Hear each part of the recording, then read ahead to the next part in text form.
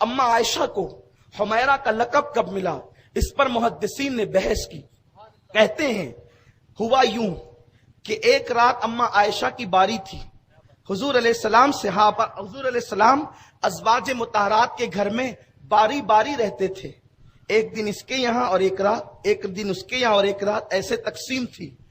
تو اما عائشہ خود فرماتی ہیں کہ میرے گھر حضور کی باری تھی، آج میرے مقدر چمکے تھے کہ نبی پاک اللہ کے محبوب میرے گھر آئے تھے، حضور میرے گھر تشریف رکھتے تھے، لیکن میں یہ چاہتی تھی کہ آج حضور مجھے شرف بخشیں۔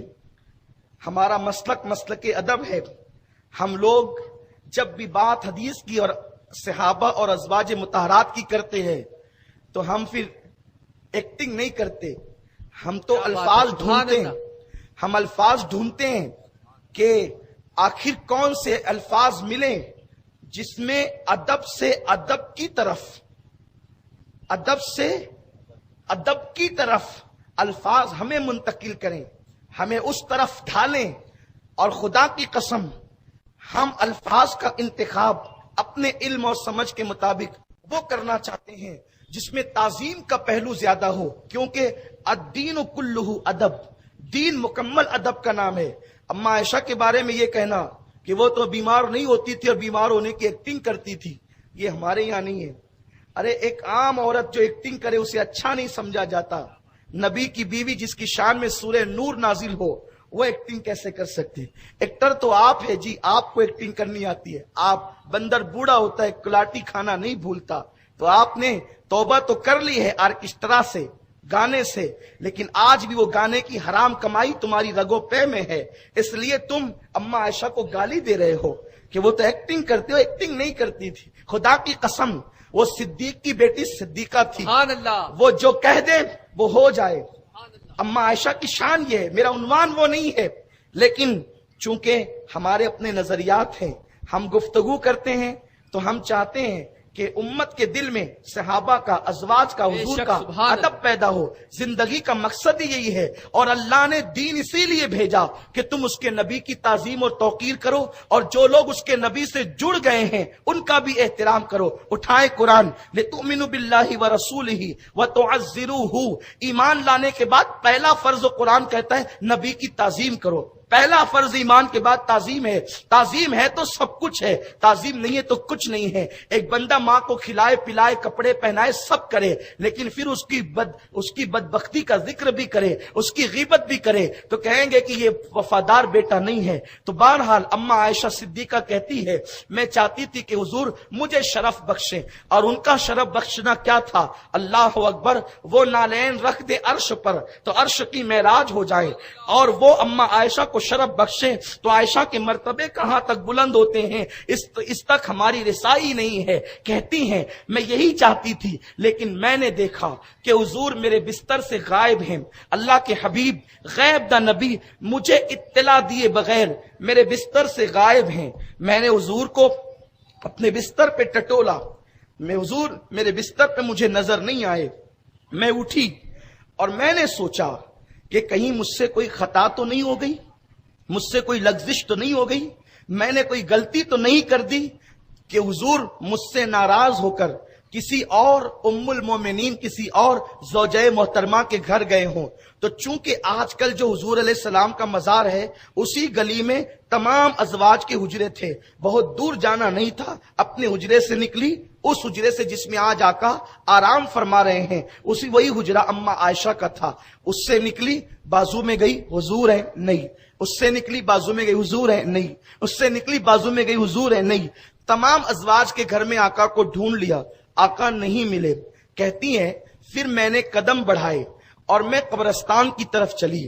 جب میں قبرستان میں پہنچی، مسلمانوں کا قبرستان جو مدینہ منورہ کا تھا، جس کا نام جنت البقیع ہے، جس کو بقیع الغرقد بھی کہتے ہیں، وہاں میں نے دیکھا کہ کوئی وجود کھڑا ہے اور وہ وجود کھڑے ہو کر آہوزاری کر رہا ہے۔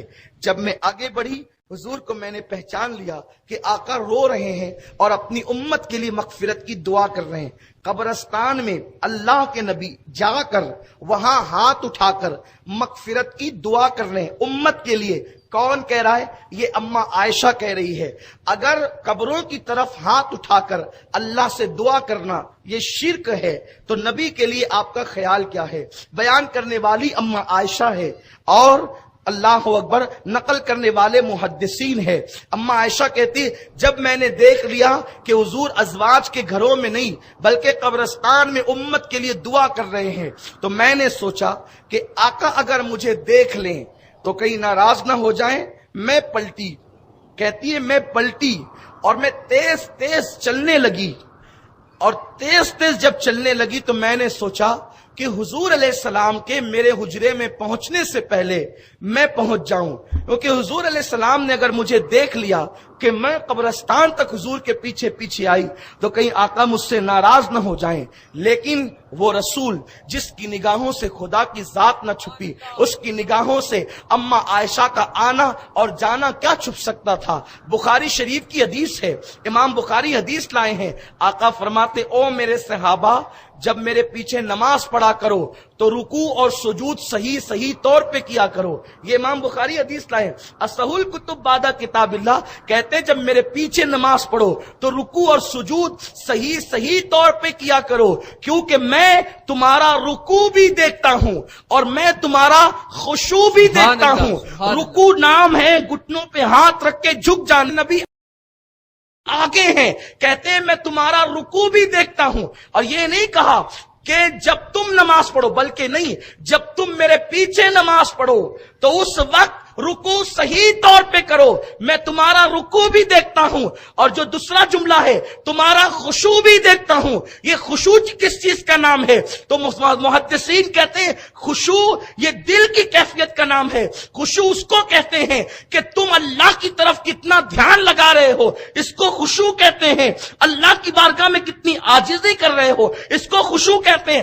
آقا کہتے ہیں بخاری شریف کی حدیث میں تمہارا رکوع بھی دیکھتا ہوں اور تمہارا خشوع بھی دیکھتا ہوں، پتا چلا کہ میں تمہارے ظاہر کو بھی دیکھتا ہوں اور میں تمہارے دل کے خیالات کو بھی دیکھتا ہوں۔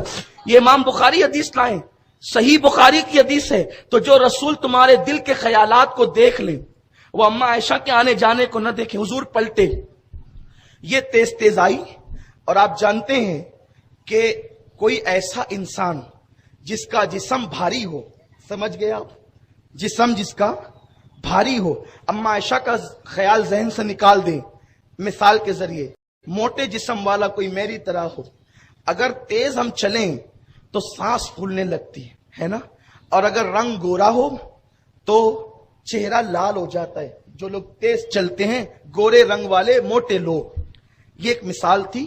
اب اس مثال کو چھوڑ دیں، اما عائشہ جسم کے اعتبار سے اخیر عمر کی طرف، جب آقا کریم کی ظاہری آخری عمر تھی تو جسم مبارک کچھ جو ہے وہ برکت والا تو تھا ہی، اس میں مزید برکتیں ہو گئی تھی۔ آپ سمجھ گئے میری بات کو؟ کیا کہنا چاہتا ہوں؟ اما عائشہ کا جسم دبلا نہیں رہ گیا تھا، جسم بڑھ گیا تھا۔ جب وہ تیز تیز آئی اور تیز تیز چلی تو آپ کی سانسیں پھولنے لگی، آپ حجرے میں آ گئی خیر سے، الحمدللہ حضور نے مجھے نہیں دیکھا، لیکن چونکہ حجرے میں چل کر کے آئی تھی تیز تیز قدم، تو آپ کی سانسیں ابھی اپنے پر نہیں تھی، آپ سانسیں لے رہی تھی، اور سانسیں تیز لینے کی وجہ سے آپ کا چہرہ سرخ ہو گیا تھا۔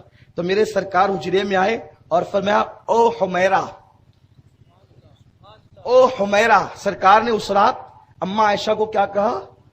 یعنی اس وقت ان کا رنگ سرخ ہو گیا تھا، لال ہو گیا تھا تیز چلنے کی وجہ سے، کہا او حمیرہ سرخ رنگت والی۔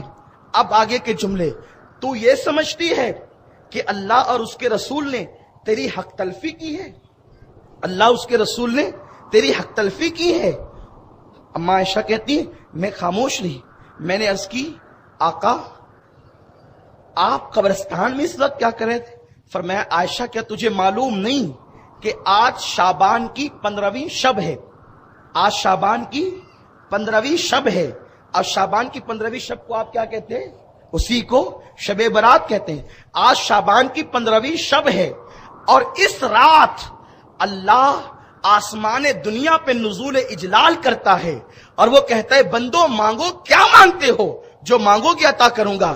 اور آج کی رات اللہ بنو کلب کی بکریوں کی بالوں کی تعداد کے برابر اپنے بندوں کو جہنم سے آزاد فرماتا ہے۔